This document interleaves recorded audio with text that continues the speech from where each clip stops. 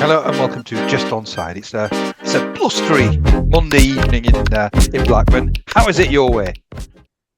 Blustery, not a word that you use in these parts of the world. But no, doing well. Are you very nice, very fine weather. Although it does get a bit chilly, and we were in late January, early February, so I say chilly. It gets a little cool, I would say, in the evenings. But no, very nice weather. Good start to the weekend. How about yourself? How's it been? Well, I will be okay, but I'm seeing a game in the background over your left shoulder as I look at you.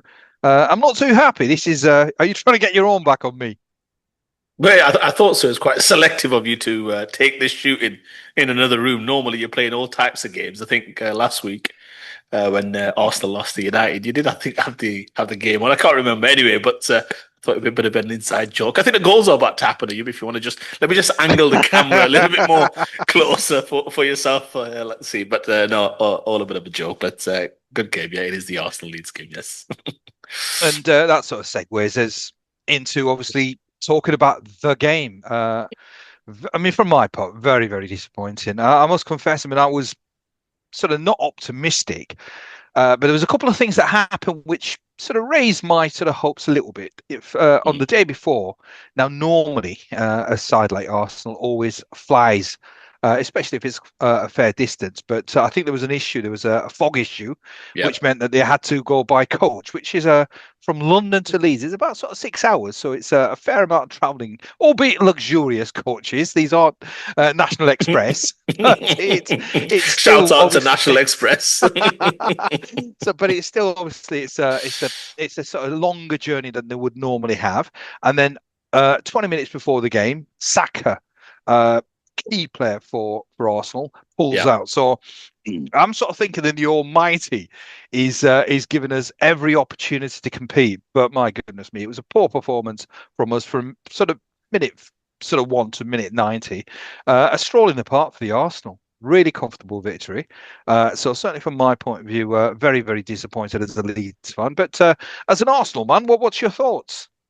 Yeah, I mean, I'll cover the Arsenal side of things. Maybe you can cover from a Leeds perspective. I am interested to hear that perspective of yours, although I don't expect anything different from you.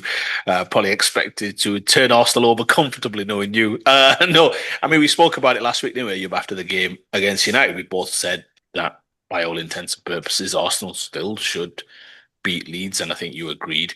Perhaps from your perspective, you'd have liked Leeds to have caused them a few more problems, I guess. But when I was watching that game, Ayub, I think the game went into different kind of waves. Early on, it felt Leeds were using the fans, the home ground, like you said, the news of Saka, and they really, I thought, started well. And there wasn't much quality in the game, I thought, for the first 15 or 20 minutes. And even I was thinking Arsenal really need to get the ball down and play. Now, a few interesting selections. He went for Havertz and Gyökeres, so you knew that they were going to miss a little bit of, I guess, creativity in the middle of the park. I also noticed that they dropped Rice in a bit deeper, actually, and let Zubimendi press ahead. And I think that was to do with the fact that they didn't want Calvert-Lewin winning too many kind of first ball, second balls. So I think they wanted somebody with a bite of Rice closer to the centre backs, let's say, knowing that Leeds were probably going to play a bit more direct, weren't they, Ayub? So I think, look, early on, I thought Leeds competed well, and the game was drifting. And I think that's the kind of game Leeds wanted, a game just to drift where Arsenal don't get into their stride. But I think from the 20th minute mark, Arsenal then started to really get in the ascendancy, didn't they, Ayub? And the goal was coming to some extent. I've been not so much a critic of Madueke. I think we've spoken about him before. I think he's an imprecise player. I don't think he's. I think he's. If you want to be a top winger, then you've got to be very precise in the actions that you create in the final third, whether that's crosses, cutbacks, shots. And I think he's just a little haywire in terms of that final end product, whether it's a heavy touch, heavy cross, but a wonderful cross. It's the perfect cross from that angle, a bit similar to kind of Bowen's, if you remember from the West Ham goal against Chelsea, in terms of that kind of cross into a super dangerous area. Wonderful header. Zubimendi's popped up with a few goals, and then Leeds, you could tell they really struggled. Arsenal then really poured it on someone. You felt the second was coming. I think even from a Leeds perspective, probably think it just hold on somehow. That second goal, if you're asking me, that goal happens because Arsenal are in the heads of many of their opposition when they get corners. They've got a few goals like that this season. It's not just the set pieces they score. it's sometimes the set pieces that the other team concedes because of this kind of mentality, this kind of worry, the anxiety that sets in. Arsenal, there are times when they play for set pieces. There's many times when they get to the byline, they just try and knock it off the shins of the defender and try and win corners because they are absolutely devilish with some of these corners, Ayub. And this one, there's not an Arsenal player in sight. It's just panic. Whether he's shouted, Calvert-Lewin's ducked, it's panic. That's all it is. And that's where you need your goalkeeper to be tough. You want Calvert-Lewin to be strong enough. It was a wonderful corner. Let's not take anything away, and that's what Arsenal do. They put it right on there, and then they leave it up to a flick here and a flick there. So I think by that stage you're thinking, well, the game's not done and dusted, but Arsenal, I mean, are not normally ones to concede twos and threes. Yes, they conceded three last week, but it's a one-off by all intents and purposes. Second half, I thought Leeds, you started well again. Second half, actually had the better of it, I would say, in the first 10, 15, forced a few corners. I think they had the header from strike, I think it was, if I remember correctly. I think Raya had the save. But Arsenal had a few levels in there, Eub, and they emptied their bench. And in the end, that's what got them over the line. A couple of more additional goals, which will help them in the goal difference side of things. I think that could still be critical. I was texting my friend at 3-0 that they should really try and pour it on for the fourth if they can get it. And the fourth, I thought 4-0 win was probably appropriate given some of the opportunities Arsenal had. Leeds, I wouldn't be too hard on them. Arsenal do that to a lot of teams, especially inferior teams. They take away your potency. David Raya, I think, won now 2 Golden Gloves in terms of most clean sheets in the league back-to-back seasons. He's on course for a third. He's already one shy of his total clean sheets with 14 games to go. So Arsenal, as we've spoken about many times, are a really strong defence. I think just larger picture, just 2 quick points from my side from an Arsenal perspective.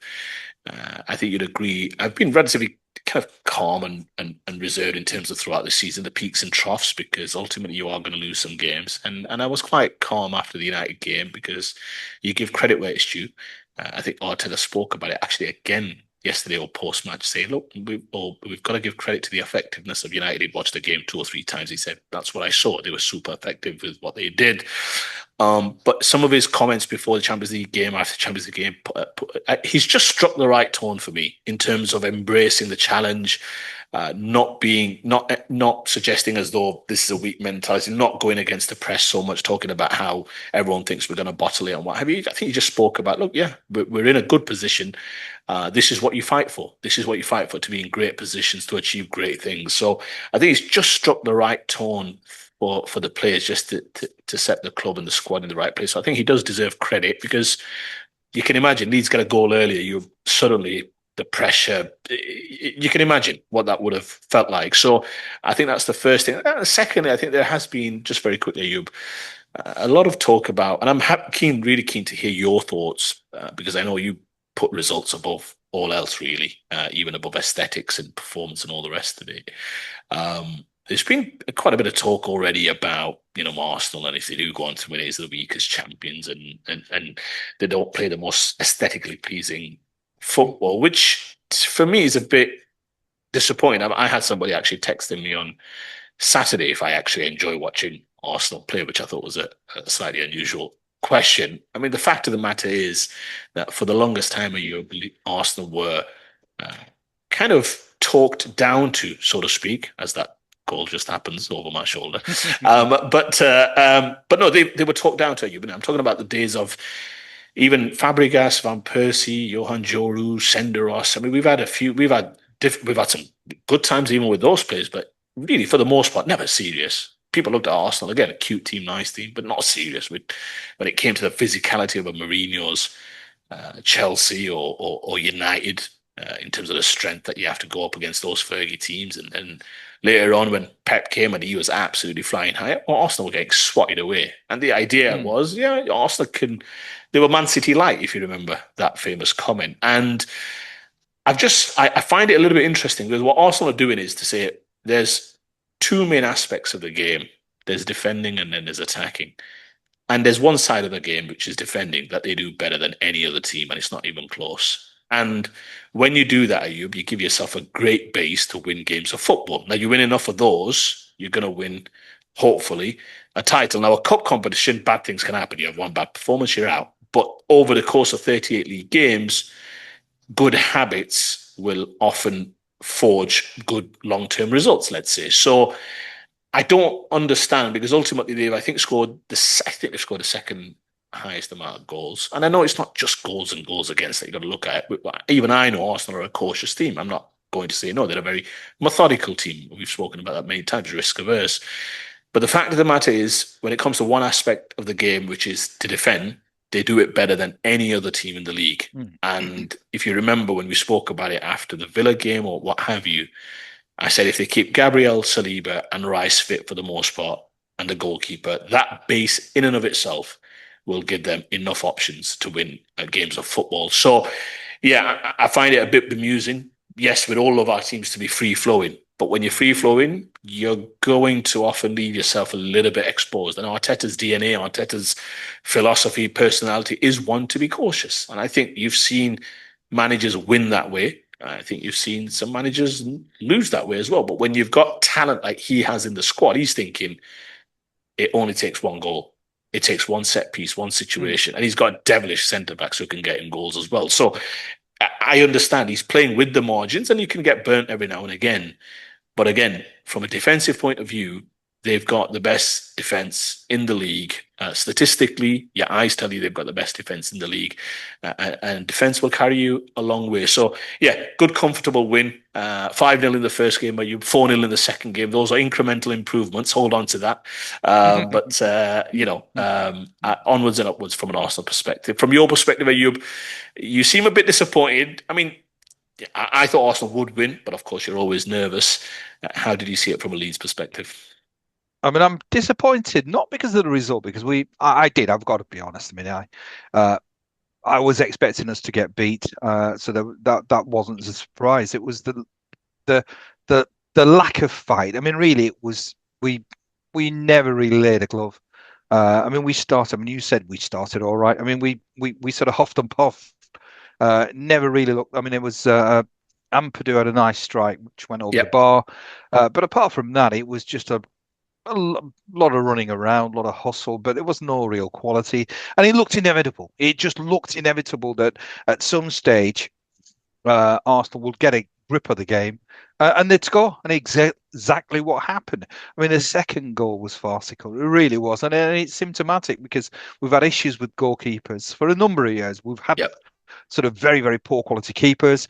I mean, this was a combination of not just poor keeping, but sort of DCL as well. Not really sure what he was doing there, and that just sort of I think that the first goal sort of stopped us in our tracks. The second goal really took the wind out of the sails of Leeds, and really there was no coming back. I mean, we sort of were in a similar position against Man City where we were two behind. Second off, we sort of pulled it back. It was never going to happen. This is a very very sort of well-oiled machine. It was not going to be possible. Second off, we started all right, but the yep, disappointing thing was, I think the setup at the start. Fark picked a side which was very sort of defence minded, and you can turn around and sort of say, well, look, uh, you've got to approach a game with sort of pragmatism. You're not going to out football Arsenal. So maybe you look at the sort of Nottingham Forest, you look at Sunderland. They sort of were quite combative, and maybe that was the approach that perhaps thought that we needed to take. No, we were going to get beat. So at least give yourself an opportunity. At least try and at least attack. Second off, we did that because he had to make the changes. We yep, put on sort of Okafor, who is at least attack minded. For about 15, 20 minutes, again, I won't sort of say that we were putting pressure on Arsenal. Arsenal were just in cruise control. Uh, and really, but at least there was an effort to try and sort of go on the front foot. So I would have hoped Fart would have done that. Almost you view it as a free hit, sort of thinking, right, we're going to lose this game anyway, but at least let's give ourselves a chance. Let's at least try and sort of take the game to Arsenal, which was frustrating the fact he never did that. But very, very disappointing because we had the advantage that Arsenal had I mean, they'd obviously had that long sort of journey on the road. And again, I mean, you've got to put it into context. I mean, these are luxurious coaches. Mm. Declan Rice wasn't driving the coach, so they were all sort of reasonably well sort of relaxed. Yeah. But Saka, I thought was a key one. I thought, right, Saka's out of the game because he would have had us on toast. So I thought at least it just sort of disrupts them a little bit more, but we never really took advantage. And a comfortable 4-0 victory. It could have been more, really. It could have been more.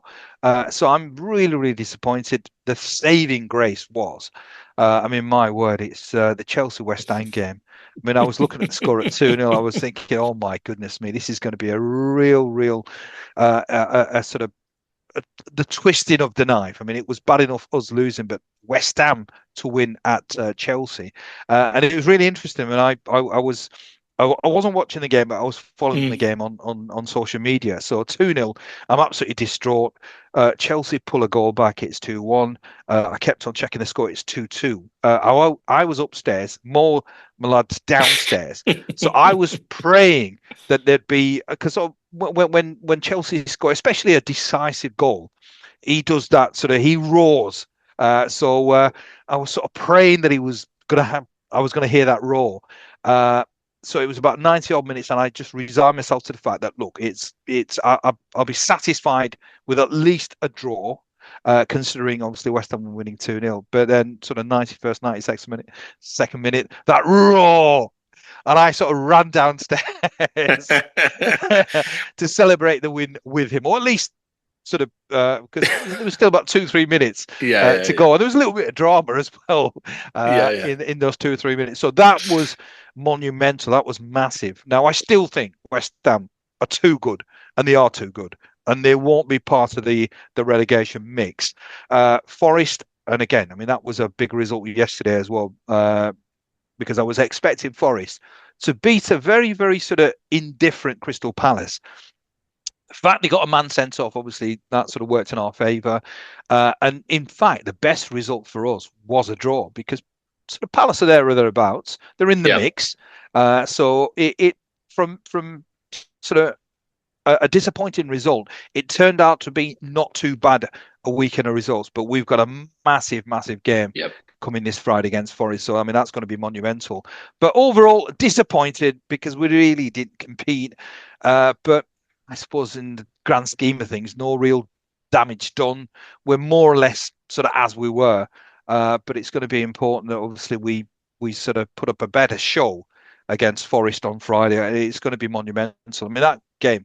I mean, I'm not going to sort of say it's going to define where we end up next season, but my word, it's going to be contributing to that.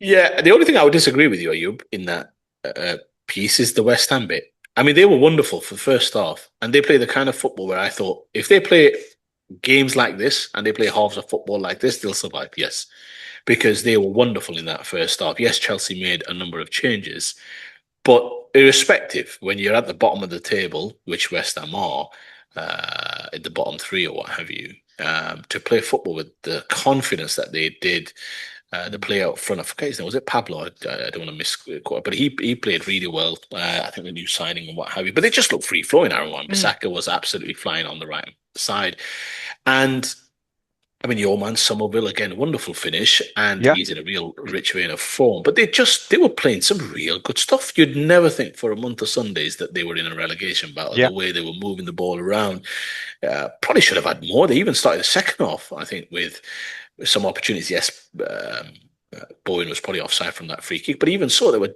great opportunities. Even at 2-2, Ayub Tariba, who obviously later got sent off, has a great yeah, opportunity yeah, from the cutback from Susek when it just falls to him. And you probably wouldn't have begrudged them. Chelsea were great second half. Let's not get it twisted. I thought they played wonderfully well after the changes, and credit to the manager for making some of those changes. But West Ham for that first half, you'd have said it deserved a point because they really were much, much, much the better team, I thought, in that first half. So you're right. I mean, it worked out in the end for for Leeds in the end. Forest, like you said, probably should have. I mean, they've done well to draw that game in the end after obviously Saul makes it mm. 1-1. So it's like you said, it's the status quo. Let's see what happens today with Burnley and Sunderland Monday night football. You, But I think by all accounts, just to summarise the game, I felt Arsenal had gears they could go to if they really wanted to. Yeah. They've got a strong bench, and in the end, it's another goal. Um, Darlo, do you want to see the highlights, Ayub? But no, all in all, they had a few levels in there, Ayub, and Arsenal needed that somewhat just to kind of get things back on an even keel. And look, all they can do is keep clean sheets, score goals, win games of football, and they'll obviously go very, very close. Just segueing across, Ayub, just very quickly, to obviously the big game then on Sunday. We'll probably speak about, most United fans are thinking, yeah, United, but no, we'll come to United shortly. But that Arsenal result meant that Man City knew that they had to win at Spurs just to keep that gap to 4 points, Ayub. And it looked for the longest time that they were going to do that relatively comfortably and perhaps even make inroads into that goal difference deficit. Comfortable. Have you ever seen two halves of football like that? Perhaps you would argue Stamford Bridge was a bit like that on Saturday night, but an incredible game of football. I'll focus a bit more on the Spurs side of the ledger. But from a City perspective, you saw some of the fallout afterwards. Guardiola in his interview, Rodri in his interview talk about the referees, and you can get into the incident about the first goal. But what did you think about the game overall? Very watchable, to be fair, for all types of reasons, really. Very unusual game of football in essence. You would have been forgiven just to switch off at halftime, make yourself a cup of tea and crack on with the rest of your day. But what do you think of the game, Ayub? And do you think that could be quite the fatal blow, let's say, for City and their title hopes this season? Absolutely. I mean, in fact, that's exactly what I did. I watched the first half. I didn't bother with the second half. I just thought it was going to be a foregone conclusion. But that sums up the reason why Man City will not be serious contenders this year. I mean, they should have been out of sight. They should have been out of sight. And there's absolutely no way. I don't care what Thomas Frank did. There is no way that City, after just sort of leading 2-0 and playing so comfortably well, should have sort of drawn that game. They should have put that game to bed in the first half, and even in the second half. They should have had it. They've got more than enough quality to cope with an improved Spurs second half display. And it goes back to the question. I mean, it goes back to what I've been saying for a long, long time. You know what's going to come now, Guardiola. I mean, I seriously think this man has come to the end of the line. I'll remind you tipped them for the title last week, but carry on. But I think the reason why, maybe perhaps I should have like sort of tempered that sort of statement is because of Guardiola. I just any other coach, because he's got quality there. I mean, he's added quality to an already decent side. I mean, you've got Mark Gahey at the back now. Obviously, there's a certain amount of solidity at the back. You've got Semenyo, who's obviously an outstanding player. He scored again, so there's quality there. I mean, I cannot understand with the quality that he has that after the first half performance. I mean, I don't know what he said at halftime, because whatever he said, now you can sort of say that obviously Spurs were much improved, but this is Man City. He's got a ray of riches. I mean, it's still not the City of previous years, but it's still a damn good side. Yeah. So I have to sort of pin the responsibility to Guardiola. He obviously he's had them in at halftime. He knows that there's always the danger of complacency when you've played a side which has been sort of bereft of confidence, which obviously Spurs are, and it's been so easy. There is that danger, and this is where obviously the manager needs to make sure that they don't rest on the laurels, they don't take it easy, they make sure that the intensity is kept up. So he has to be accountable. They came up in that second half, and they should have expected some sort of reaction. I don't think they were ready for it, and I'm sort of holding Guardiola accountable, and that's the reason why I'm critical. Because as a coach, you've got to be smart enough to know that look, we've been in the ascendancy. This is a team that's obviously not sort of full of confidence. But second half, let's make sure that we just turn the screw. We make sure we don't give them any opportunities. Now you can question that first goal. I don't care. It shouldn't have been a goal, but really, Guardiola shouldn't be commenting about things like that. He should have made sure that his team were were more than prepared for any sort of reaction in that second half from Spurs. And that's why for me, it's not something I want to focus on. I want to focus more on the fact that the attitude was just not right. In that first half, 2-0, it really should have been 4-0. There was a couple of Yeah, opportunities. I mean, there was one opportunity for Haaland, which yeah, it's one where I think he's he is a clinical striker, but he's not as clinical as people think. He scored a lot of goals purely because he gets lots of opportunities. But there was an opportunity where he tried to obviously lob the ball over the keeper. He should have scored. He should have scored. I mean, they should have been 3 or 4 up in that first half. If that was the case, then really there would have been no comeback. But I think my overall feeling is, uh, I mean, I think there was a slim chance for City in terms of competing for the league title. I think they've blown it completely. You might as well just give it to the Arsenal now. yeah. You said that 2 weeks ago, and then 4 weeks ago, and 6 weeks ago. That's my worry because for sure we're going to lose against Sunderland next week. Now that you've said that, yeah. Look, you've summarised it well. On the incident itself, look, it's a difficult one. Gahey's done wonderfully well to get in there just to prevent that situation. And to be honest with you, he's going to get there because once you cut back as Solanke did, which was wonderful, you expect covering defenders to get back. Are you? That's just Premier League. You're not going to get that much space. But he put his foot where he needed to be. Now, you could argue he kicks through him, and that's fine. But it's also a little bit inconclusive. And what I mean by that is, has he kicked through him or has he kicked the ball as well as through him, if that makes sense? Because he's trying to kick it through Mm, Gay's legs. And if you're going to disallow goals, I really want a super high threshold when it comes to it. I don't want goals being disallowed for, I want to say, questionable. And like I said, it was a subjective call. That's what I would say, I think, on that one. But you're right, Ayub. City were firing. I mean, Haaland, just one technical point on that finish. He probably hit the ball in terms of when the ball was at its highest, so to speak. He should have probably just let it drop a tick more, and I think he'd have got better touch when he was trying to send it over Vicario. Like, he missed it by quite a bit, to be honest with you. It wasn't mm, that particularly yeah. close. And you're right, he misses chances. Now, look, the best ones do. That's not an issue, and he'll still score a bucket load of goals because he's an incredible striker and he's going to get incredible opportunities playing in a wonderful team with, again, creative players like Semenyo, Bernardo Silva, Ford, and just to name a few, Shirky, who started really well that game.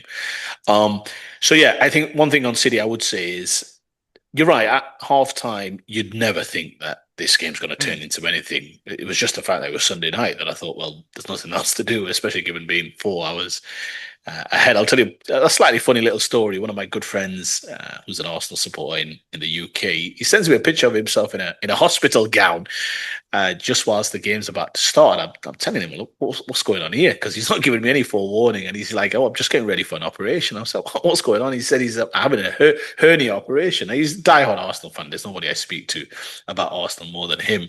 And he texts me and he says to me, like, try and find me a link or something. I shouldn't say that on YouTube, but he says, try and find me try and find me a link in terms of watching a game of football and what have you. So anyway, I didn't try, I promise.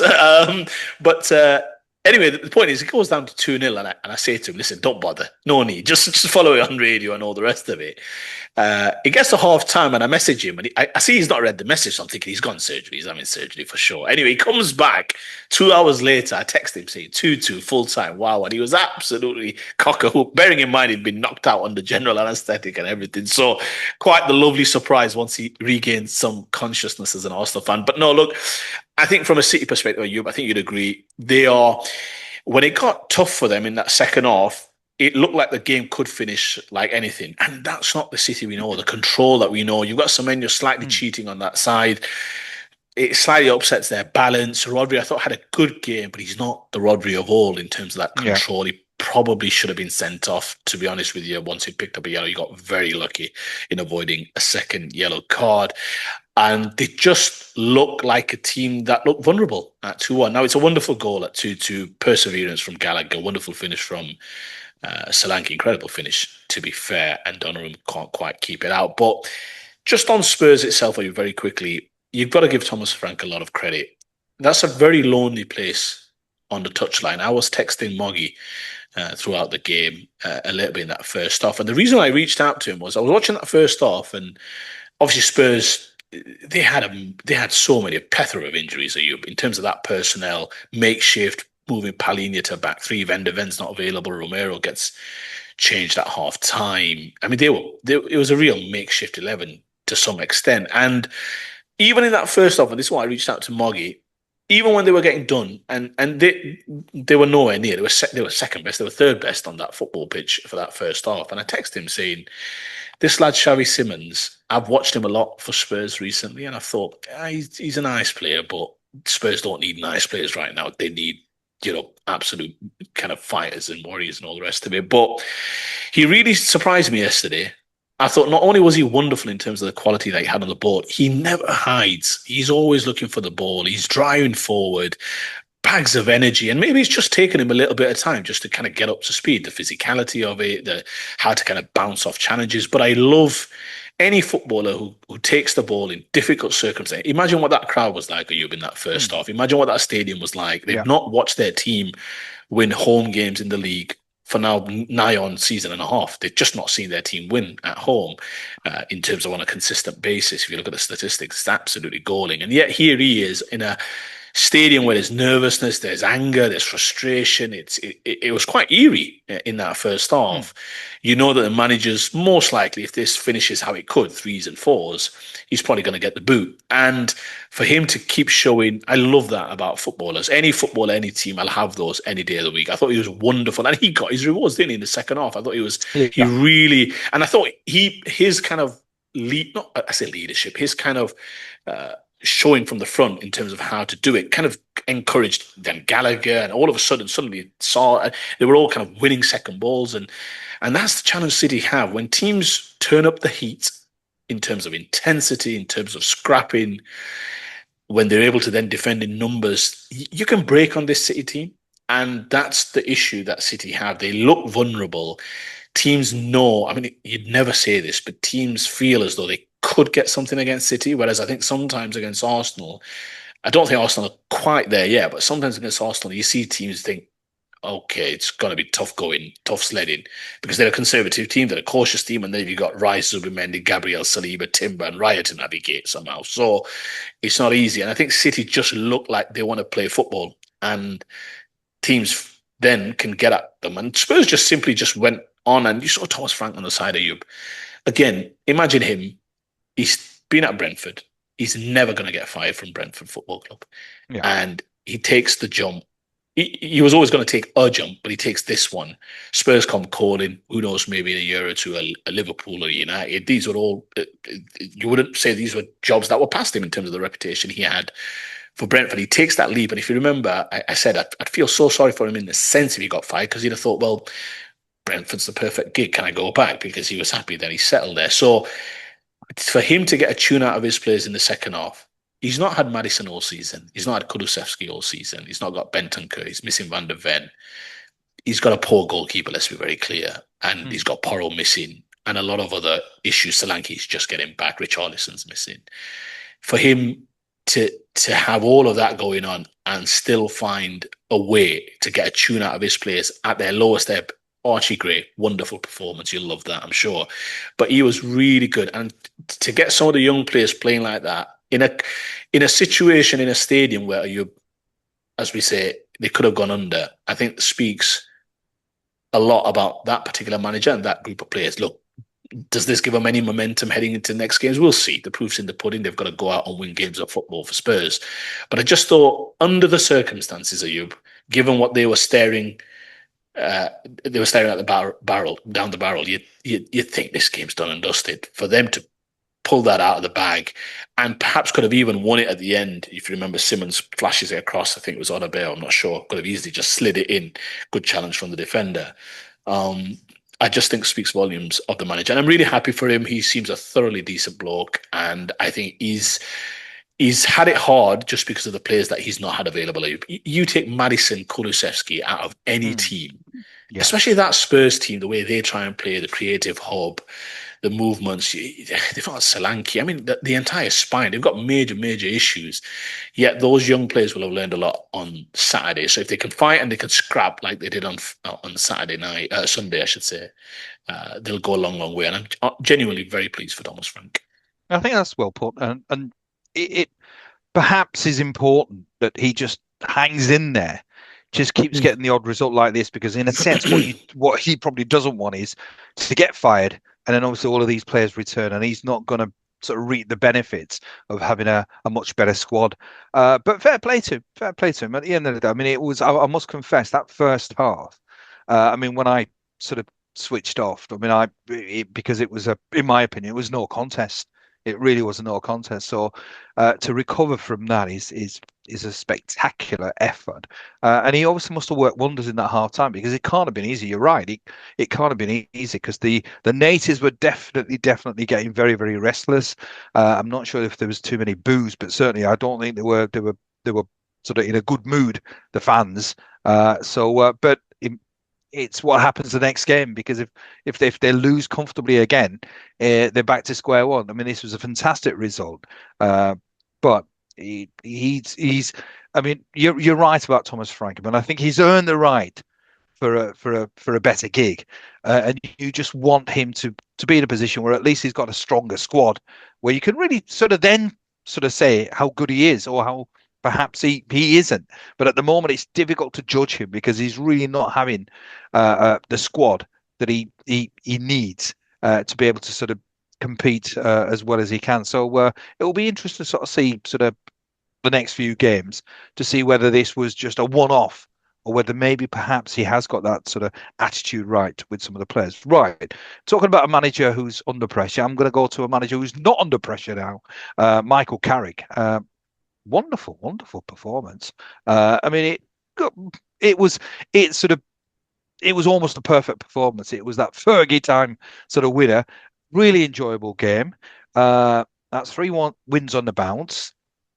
The question I want to ask is, I mean, obviously people sort of saw the game, very, very thrilling game, but it's whether if he continues in this vein, I mean, I sort of said that he shouldn't be the manager next season. That's really the question I want to pose to you. I mean, at the moment, he's just done a fantastic job. And if he sort of continues in this vein, finishes in the top four, which is looking highly likely, what do you think should happen? I mean, do you think he's earned the right that he has to be given the gig? Or do you think he really should just be interim and then they should really look for somebody more experienced? Yeah, it's a great question and a good segue because Spurs actually play United next, I think next weekend, so that'll be a very fascinating game for all types of reasons. It's a good question, Ayub. The issue with football now is, for me, there's a lot of snobbery around it right now. The game's obviously become, for sure, it's taken a bit of a turn, hasn't it, Ayub, in terms of the physicality of the league, the emphasis on set plays, all the rest of it. So there's been a lot of talk about that this year, hasn't it? But you had Anthony Gordon speaking about it before the Champions League games. And some of that, in a sense, has been also focused around Michael Carrick. This idea that, well, he's not obviously qualified, he's not that experienced. It didn't go so well for him at Middlesbrough. Of course, he's a United legend and he's won many a title there at that football club. He loves that football club. But the idea, the snobbish attitude that we have is, well, he's not qualified for the gig and this is all nice and this is all fluffy and all the rest of it. But come on. I mean, it's going to die soon. I mean, this cannot continue. And the issue that I have with that is that football games are not won with one particular formula, and neither are, many aspects in a sense of life. It takes all types of styles and personalities and all the rest of it. We've seen incredible coaches fail, given even the best of situations, let's say, and you've seen some novice coaches do really well with perhaps difficult circumstances. I mean, it's the full spectrum. And what I would say, to answer your question very directly, is if they continue to play like they have been, and I actually thought against Fulham they were good for parts, and then there were parts where Fulham were, I thought, much the better team. Let's be very clear. But if they continue to play how they are, especially in terms of the crowd being energized, in terms of some of the football players, i.e. Casemiro, Mainu, Fernandes, I think is having a fantastic season, but Mbeumo, Cunha, all the rest of it, Martinez and even Maguire at the back. If they continue to play how they are, I think they'll have no choice but to give him the gig. Now, that may well be contingent on him getting Champions League football, him continuing to play like how he is. Of course, they're not going to win every single game, but to finish the season strongly. And in that sense, you bring him in, you would think it's actually going to be a more difficult sell not to give it to him, because not only will he have succeeded in terms of the short-term goals, many United fans, I think, want one of their own to succeed to some extent. I mean, they're happy to see anybody come in and who can deliver Premier League trophy and all the rest of it, and that's where they want to get back to. Let's not get it. Let's not be confused here. But I think there is a romanticism about the club, similar to how things are at Liverpool Football Club, where they would like one of their own to come and take the club back to the promised land. Now, that doesn't mean necessarily doing things on the cheap, and if they can get a world-class coach, fine, no issues whatsoever. But what I'm saying is there's no guarantee of success, is there, no matter who they get? Now, can you tell me that there's a certain manager out there that if they get, you think that they can win the title in the next 1 or 2 years? Fine, no issues. Games about opinions. But I just think he conducts himself well on the touchline. He's very reserved. He's clearly getting a tune out of his players, and that's what a coach and manager has to do. Like all your job essentially is to put your players in the best position to succeed on a Saturday night, Sunday night, whatever it is. And right now he's doing it at a good clip, and you can see tangibly that the players are offering something. They look fast moving forward. They look quick. They look creative. They look potent. Still some vulnerabilities. I mean, they're not a Premier League winning team, are they? There's going to be some vulnerabilities there because they've not had the best of it over the last couple of years. But I just think if he continues how he is, it's going to be more difficult not to give it to him because ultimately there's a lot of recency bias. Fans will vote with their feet and their voices in that sense if it's going really well. And you'll start to see the clamour build. You'll start to see media pundits come out. You'll start to see ex-players come out. If they finish top four, maybe top three, Villa struggling a little bit at the moment as well. There'll be the clamour for him to perhaps get the job. And I think, again, he conducts himself very well. You can tell he's not arrogant or anything like this. I think he's just focused on the job in hand. He's not there for providing sound bites. He doesn't talk as much. Ruben Amorim, you thought, really wanted to explain himself in detail and what have you. So I think he's striking the right tone for what Manchester United should be. He knows we've got to play on the front foot. And I think just very quickly on that goal, it's not by accident, is it? You're brought back to 2-2. Yes, the crowd is stunned. It was a wonderful goal, but you still believe absolute class on the right-hand side, cut back. And I've said, if you remember early on, probably a few times, Ayub, when I saw Sesko in the German league, I saw him doing things instinctively. He needs to get back to doing things instinctively. And that was an instinctive finish. Touch, didn't look at the net. He knows where it is. If I get this on target, most likely I'm scoring. So he needs to do more of that. I think there's a footballer in there. I think there's a confidence in there that needs to be brought out. He's still young, so there's still plenty of time. So, yeah, to answer your question, Ayub, I think you've got Roy Keane slightly coming round as well, which takes a lot normally. But listen, 3 wins on the bounce. Spurs, they'll fancy it. I think United will fancy it going to Spurs. I don't know if it's at home or away, but winning.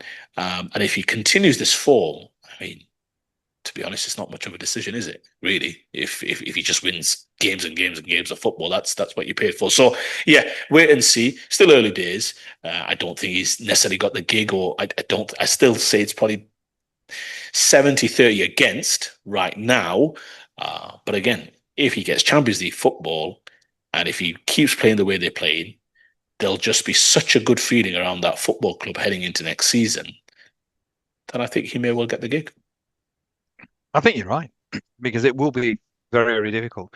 I think the key is it's the background stuff. I think Steve Holland is integral to this. I think as long as he's got sort of a coaching team, I'm not talking about Jonathan Woodgate. I think Steve Holland, if he sort of stays around as well, because even Alex Ferguson, I mean, he very rarely sort of took sort of coaching.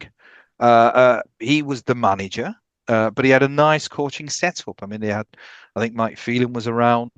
Sort of Brian Kidd was there for a long, long time. Carlos Queiroz. So there was a number of individuals who were part of his coaching setup who were perhaps taking a lot more responsibility in the coaching. And I think the same with Michael Carrick. I think as long as he's got good people around him, good coaches around him, he's a great face for Man City, for Man United. Yeah. And I wish him well because I think he is. He's somebody that you can't help but warm to. And I think he said some really nice things about Sesko as well. He was absolutely chuffed to bits for Sesko. I mean, he missed a sitter as well before that. But he was sort of saying he was really complimentary, and I think there was a tremendous amount of love, and I think maybe with Sesko, that's probably what he needs. I mean, I'm not Yeah. sure exactly how Amorim was, but he probably was a slightly more harsher character, as Rashford found out. I think with Sesko, maybe that's what he needs. He just needs that little bit of love, a little bit of attention. And you're right, there is a player there. I mean, there's a reason why United paid as much as they did. And he's got a reasonably good track record, so there is a quality play there, and hopefully that, from a United's perspective, gives them a huge amount of confidence. And I think Carrick's the right man, because if he's showing him that sort of that care and attention and that affection, maybe that's what he just needs at this time. So certainly United doing all right. It will be after on the back of that City result. Spurs will be buoyed, so I'm really looking forward to that game. It should be a really good game, and but I just expect. I think Man United are just on a nice little roll at the moment, so I'm sort of backing United, but it should be a good game. Right, just before we go, I just want to do a little sort of roundup. I mean, in terms Yeah. of Arsenal, absolutely. I mean, I think they had the perfect weekend. City didn't sort of pick up 3 points, and there was a result. I mean, not that Aston Villa were ever going to be serious contenders, or at least that's my thoughts. But that I would sort of say is the final nail in their coffin, because to be at home, uh, to play against a side which is 10 men, they're a man short. But then to not get the result, to lose that game, surely that must be catastrophic, and that'll probably end their campaign, won't it? Yeah, just very quickly. Yeah, they've lost back-to-back home games, haven't they? You've Everton and now Brentford, and they conceded whilst playing Brentford against 10 men. Kevin Chardy with a bit of a brain fade and a head loss in terms of trying to get up and using Matty Cash as a prop, let's say, just to try and get himself back on back standing. Yeah, look, good goal, good finish, by the way, from a quite a tight, acute angle. But yeah, I mean, Villa have got a few injuries over there. Your Watkins was missing, McGinn, Tielemans, and what have you. And Emery's spoken about it. He gave a very terse interview, I think, after the Everton game, I think it was. So, I think for sure, I sense. I mean, they were fighting, punching above their weight more. Actually, your boy was making the point quite a few weeks ago when they turned that game around at Stamford Bridge, and he said, "Look, ultimately, the underlying statistics," and he's right, were that Aston Villa were massively punching above their weight. I think the XG was. If it was as per the XG, they were probably in 15th or something in the league at that particular juncture. So you sense there was going to be some regression to the mean, and that's what it's proven, right? Their disappointment will be that they've lost games at home to Everton and Brentford. Now, those are the games where you should be looking to really pick up 3, maybe 4 points. So to lose both, you're right, it probably rules them out for now. I think that's fair. 7 points, it's really 8 when you consider the goal difference superiority that Arsenal have. So I would I would at this juncture have to rule them out, just because they've also got difficult games to come. Just very quickly, Ayub, I'm going to give you the final say on this one. There was one game played on Saturday night, midnight over here, 8 p.m. your time. I know you've got a soft spot for Liverpool. You've got a soft spot for Leeds. You've got a soft spot for Liverpool. You've got a soft spot for Chelsea. Goodness gracious. But Liverpool, I just wanted to talk about that goal that Ekitike scored just before half time to turn it around. Incredible skill in terms of the way he took it. For me, it was quite an important moment, actually, in terms of the significance of that goal, what it meant for Liverpool, what it meant for him, what it could mean for him. Do you think we're looking at the next best striker, let's say, in the Premier League for potentially for years to come? Is that kind of goal gets people to stand up and take notice? What did you make of it? Yeah, I mean, I think he's been a revelation.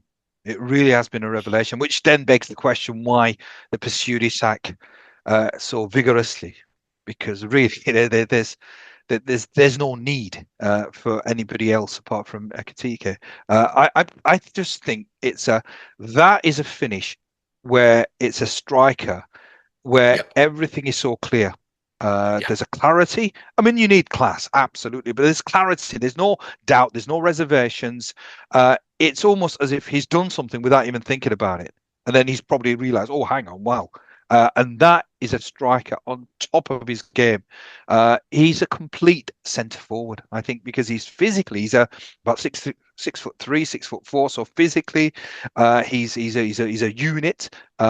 He's quick, he's pacey, he's skillful, he's good in the air, he's good on the deck, and that goal just absolutely epitomised somebody who has just got so much clarity and there is nothing clouded his judgment. I mean, there are some strikers where when there's so much clutter in the mind, it's always the wrong decision. And you're absolutely right. I think this guy will be, if he stays sort of injury free, and he stays in the Premier League, he's going to score a hatful of goals. And I think Liverpool fans are probably going to see some really exciting times in the coming years with this guy. Yeah, honestly, you beautifully said. I never thought of it in that sense. This clarity of thought that you speak about. You're right. You see some strikers, good strikers. They'll get into a situation where it's 2-on-2, and they'll force the issue. They won't quite be able to sell the defender a trick to get past him and all the rest of it. You're right. Clarity of thought. He slows him down. He speeds him up, gets past him, and it just he knows what he's going to do. It's just a bang, Mm. quick toe poke on the side, in off the post or what have you, side net. It happens and you miss it. It kind of happened that fast. Yeah, You're thinking yeah. he's going to try and find a finish, and then it's just like bang. And all of a sudden, you're starting to see Liverpool. I mean, listen, they've got many improvements yet to come. They've struck a good deal for a centre back. Mo won't be too pleased about that. Chelsea were obviously in the hunt as well. Mm. And they've, the words are starting to fire, isn't it, you? But we always Yeah, knew that there's a player there. And Ekatike, and you're right. Listen, the Isak conversation, perhaps one for down the road. You're absolutely right. He's injured right now.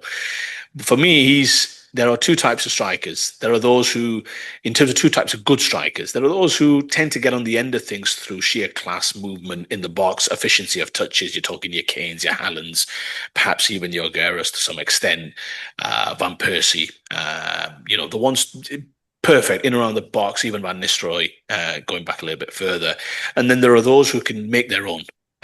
Henri, I'm thinking about Suarez, I'm thinking about Torres, just to name a few. And he falls for me in that second bracket. yeah, And if you can get a striker who can get his own, Ayub, that's worth its weight in gold. Right now, for example, Arsenal don't have that type of striker who can just get his own. Henri obviously was the master, wasn't he? You yeah, get him in a situation 1-on-1, 2-on-1, he'll find solutions. He'll find a way. He'll back himself. That's the arrogance we're talking about. And for me, the only areas of growth for this striker for me is he probably needs to fill out just a little bit. Like, he's tall, but I think he just needs to fill out a little bit if he's going to keep up with the physicality. You know what's going to happen with some of these centre backs if he gets to the level that we think he's going to get at. There's going to be a few reducers and all the mm. rest of it because he's a silky boy. He likes to play in a certain type of way. And I think the other thing is, as much as I do like him drifting, because I think it keeps him unpredictable and the rest of it, I think there are times when perhaps he drifts to that left side a bit too much when you need a bit more discipline, let's say playing up front, and he can be even more efficient. But an incredible finish, I thought, Ayub. And it Yeah, really did make me stand up and take notice. I think that's the goal where Liverpool would be like, that's our number 9. yeah. It's his until further notice. So incredible goal, Liverpool, big win. I thought did well actually once they fell a goal behind to get back into the game. But yeah, let's see how today pans out. Huge game for you guys, Ayub, next week. I don't know if you'll be keeping an eye on Burnley. Sunderland probably still has some implications, but huge few weeks of football ahead. Yeah, I mean, Burnley are goners. Even if they win today, I still say they're going to go down with Wolves. It's that third spot. So I'm not too concerned about Burnley. It was more a case of West Ham, even though I think they'll escape. But the longer they stay there, obviously, the more sort of pressure is upon them. But as I said, today, I can't expect sort of Burnley to get a result. Sunderland are just having an outstanding season, but as I said, it's not. They're not my concern. My concerns are elsewhere. And on that note, I think we'll sort of call it a day. So as always, thank you so much for watching. Thank you, Owen, for your thoughts. As always, entertaining and good to hear. And until the next time, take care of yourselves. We'll see you soon. Ta-da.